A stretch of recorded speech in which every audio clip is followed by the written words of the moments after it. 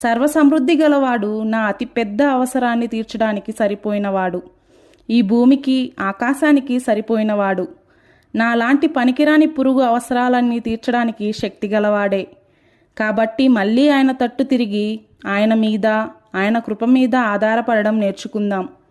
ఆయన ఒకవేళ మన శ్రమను తొలగించకపోతే దాన్ని భరించే శక్తిని అనుగ్రహిస్తాడు.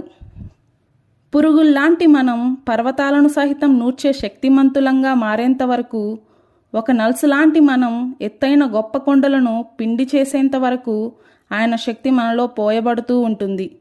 మన స్వంత బలం కలిగి ఉండడం కంటే దేవుని శక్తి కలిగి ఉండడం శ్రేష్టం కదా.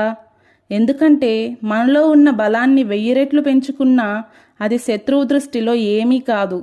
ఇప్పుడు మనకున్న శక్తిహీనత మరింత శక్తిహీనతలోనికి మనను దింపినా, మనను బలపరిచే క్రీస్తునందు మనం సమస్తము చేయగలం.